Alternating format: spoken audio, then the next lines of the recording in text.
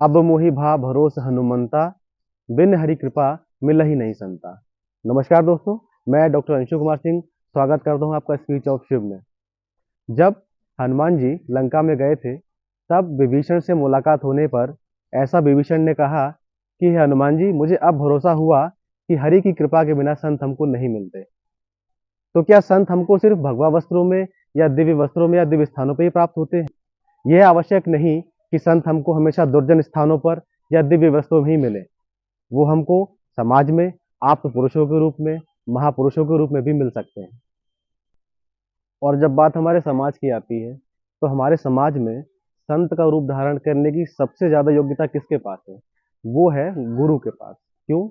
क्योंकि गुरु हमको ज्ञान भी देते हैं और जीवन जीने की सही दिशा भी दिखाते हैं। इसी बात की सार्थकता को व्यक्त करते हुए आज हम आपको मिलाने वाले हैं हमारे पूजनीय गुरुजी से, जो कि ज्ञान के उत्तम स्रोत भी हैं एवं अकीर्तित अनुभव के धनी हैं। जैसा कि हमने कहा कि समाज में अगर संत होने की किसी के अंदर सबसे ज़्यादा क्षमता है, तो वो गुरु की है। इसलिए ईश्वर ने भी गुरु की महिमा कही है। इसी क्रम में हम आए हैं आज अपने पूज्य गुरुदेव की शरण में, डॉक्टर हरिशंकर मिश्रा सर के पास, जो कि गवर्नमेंट आयुर्वेदिक कॉलेज पीलीभीत में परास्नातक द्रव्य गुण विभाग में असिस्टेंट प्रोफेसर के पद पर कार्यरत हैं। आप एक कुशल चिकित्सक, एक अद्वितीय शिक्षक एवं एक अनुकरणीय विचारधारा एवं आचरण के धनी हैं। तो सर, सबसे पहले मैं आपका स्पीच ऑफ शिव में स्वागत करना चाहता हूँ। मुझे नमस्कार।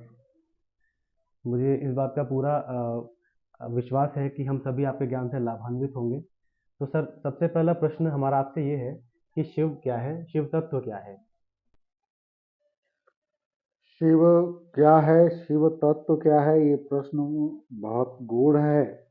वैसे तो शिव के स्वरूप के विषय में बहुत लोगों ने चिंतन किया, लेकिन अ, शिव का जो परम भक्त था रावण, अत्यंत ज्ञानी, अत्यंत प्रबुद्ध व्यक्ति थे वो।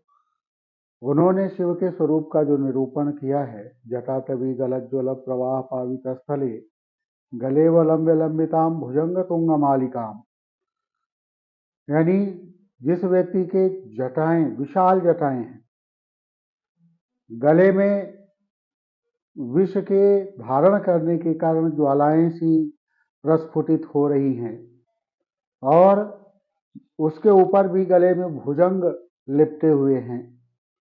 कुछ लोग उनका स्वरूप चंद्रशेखर का मानते हैं, कुछ लोग उनको बाघांबरधारी कहते हैं। इस प्रकार से अनेक प्रकार की परिकल्पनाएं जो है शिव के स्वरूप के विषय में की गई हैं।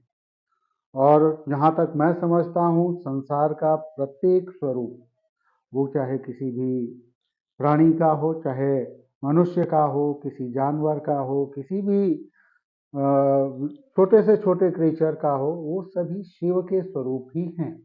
ये संपूर्ण जगत ही शिवमय है। तो तुलसीदास जी ने एक बड़ी अच्छी सी बात इस संबंध में कही है। हालांकि वो रामाश्रयी हैं, लेकिन रामाश्रयी और शिवाश्रयी को, वैष्णव और शैव को अलग करना मेरे समझ से बहुत बड़ी मूर्खता है। उन्होंने कहा, शिवा सिया राम मैं सब जग जानी, करहु प्रणाम जोरि जुग पानी।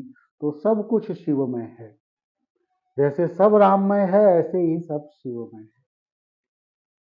बहुत बहुत धन्यवाद सर, आपने एकदम स्पष्ट रूप से बताया कि शिव का स्वरूप क्या होना चाहिए। हम लोगों ने अपने सनातन धर्म को कालक्रम से इतना अव्यवस्थित कर लिया है कि हम लोग शिव के स्वरूप से भटक गए हैं। हमको शिव के स्वरूप को कैसे ग्रहण करना चाहिए और कैसे उसको समझना चाहिए, कैसे आगे प्रोपोगेट करना चाहिए, हम इस चीज़ में बिल्कुल ही फेल होते जा रहे हैं। सर, हमारा अगला प्रश्न आपसे ये है कि शिव को प्रसन्न करने का एक ऐसा साधन जो सर्वसाधारण हो, जिसको हर कोई अपना सकता हो। शिव को प्रसन्न करने का मंत्र शिव के नाम में ही है। शिव का अर्थ ही है कल्याण, कल्याणकारी। और कल्याण केवल व्यक्ति का नहीं, आत्म का नहीं, जगत का कल्याण, जगत के कल्याण के लिए विषय में चिंतन करना। क्योंकि उनके स्वरूप को आप देखो, गले में विष धारण किए हैं। वो विष क्या है? संसार में जो भी समस्याएं व्याप्त हैं, जो भी बुराइयां व्याप्त हैं, उन सभी को आत्मसात कर लेना, समाज को बुराइयों से रहित कर देना, ये शिवत्व है। इसके अलावा गले में भुजंग लपेटे हुए हैं ताकि समाज को उन भुजंगों के व्याल से, उनके विष के प्रकोप से बचाया जा सके। जटाएं बिखरी हुई हैं, इतनी विशाल हैं कि व्यक्ति को स्वयं के लिए अपना स्वरूप भूल करके कि मैं कैसा दिख रहा हूँ, मेरा क्या स्वरूप है, जगत के कल्याण के लिए निरंतर चिंतन करने वाला व्यक्ति ही शिव है।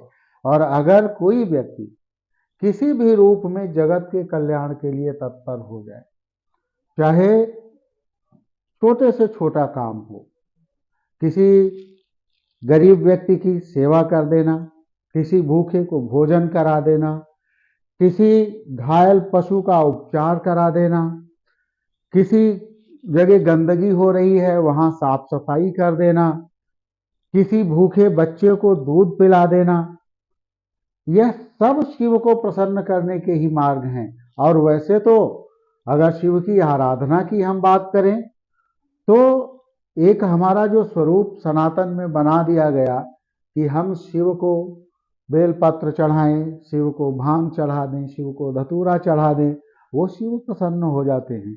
इसका तात्पर्य यह है कि कोई भी छोटे से छोटा प्रयास आप कर सकते हैं शिव को प्रसन्न करने के लिए। उसके लिए आपको कोई बहुत बड़े हवन की, यज्ञ की, बहुत बड़े अनुष्ठान की आवश्यकता नहीं है। और भांग धतूरा चढ़ाने से तात्पर्य यह है कि अपनी बुराइयों को उनको समर्पित कर देना। हाँ, हर व्यक्ति गुण, चेतन और ये जो हर व्यक्ति समाज का है, उसके व्यक्ति के अंदर गुण भी हैं और अवगुण भी हैं। तो गुणों को संरक्षित करिए। जैसे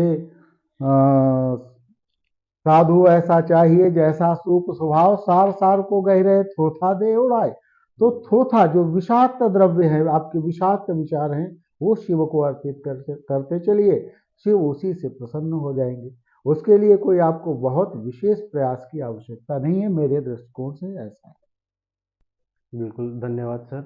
जैसा कि आपने सुना कि शिव को प्रसन्न करने के लिए आपको खुद को कॉम्प्लिकेट करने की जरूरत नहीं है। ईश्वर बहुत सरल है, बहुत सहज है। वो सिर्फ मानव मात्र की सेवा से या जगत के कल्याण की भावना होने से भी प्रसन्न हो सकते हैं। सर, हम आपका बहुत बहुत धन्यवाद करना चाहते हैं कि आपने इतनी बड़ी बात हमको बहुत सार रूप में बता दी। फ्रेंड्स, एक चीज़ आपको और बताना चाहते हैं कि जैसा हमने कहा कि सर एक बहुत कुशल चिकित्सक भी हैं, और हमने आपसे पहले कहा था कि हम मानव स्वास्थ्य और समाज स्वास्थ्य के मुद्दे भी अपने चैनल पर उठाते रहेंगे।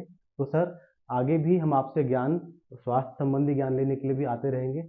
आप हमको सर अपनी सेवा जरूर देते रहिए। बिल्कुल बिल्कुल, धन्यवाद सर। बहुत बहुत धन्यवाद। धन्यवाद। एक बात और, जब संसार श्री विहीन हो गया था, तब इस विभीषिका से निपटने के लिए देव और असुर ने मिलकर के समुद्र मंथन किया। उस समुद्र मंथन में सबसे पहले विष निकला था, जिसको देवादिदेव भगवान महादेव ने अपने कंठ में धारण कर लिया। विष विषाक्त करने के कारण हमारे लिए एक त्याज्य वस्तु जरूर है, लेकिन उसको रत्न माना गया है। ऐसे ही जब हम अपने समाज की बुराइयों का और अपने अंदर की बुराइयों का मंथन करते हैं, तब भी सबसे पहले विष या विषाक्त विचार ही निकलते हैं, जिसके बाद उसमें से 13 रत्न और निकले, जिसमें से अमृत भी एक था। यहाँ हमको ये समझने की जरूरत है कि आधुनिक समय में हमको समुद्र मंथन रत्नों के लिए नहीं करना है। हमें समुद्र मंथन अपने विचारों के लिए करना है, अपने समाज के लिए करना है।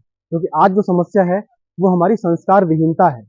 इसलिए हमको अपने अंदर के देव असुर का और अपने समाज में स्थित देव और असुरों का सहयोग लेकर के एक ऐसे मंथन की जरूरत है जिससे हम विचारों की उत्कृष्टता तक पहुंच सकें और अपने समाज की हित की बात सोच सकें। हर हर महादेव।